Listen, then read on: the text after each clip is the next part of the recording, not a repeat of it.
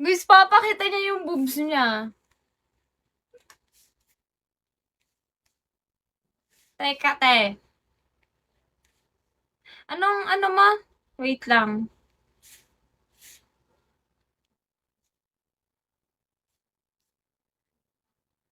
Wait.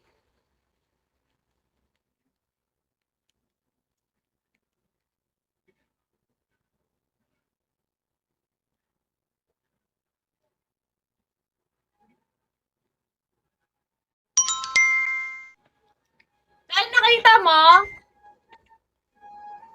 Nakita ko na yung message. Dahil, mag-on cam ka. Gusto ko makita yung teddy mo, te.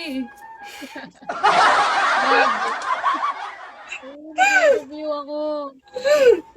Sabi ko na nga. Kwento mo nga, ano ba nangyari? Ano ba, saan ba siya nag-start? Actually, sa house, mas naging close kami.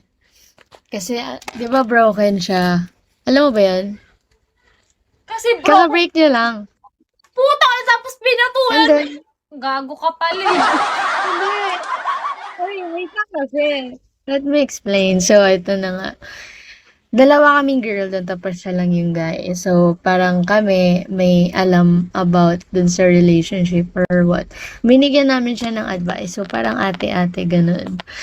Tapos, syempre, secret na yung iba. Hindi, joke lang. Basta mas naging close kami after nung comfort, ganun.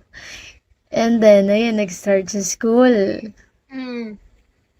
Sabay na umuwi. Tapos, ayun, nandiyan sa library. Oh. Oh, sino naman yan? Si ano?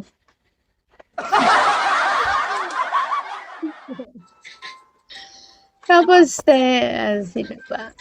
Baka kasi nandito, hindi joke lang. Si, thank you. Oh. si Aldrin. Oh. Nung umaga kasi, biglang hindi siya nag-chat. Tapos ako, syempre wala naman kami or what. Nagtaka lang ako, tapos medyo nagtampo kasi hindi nga nag-chat nung morning. Eh, walang pasok that time na mga Wednesday.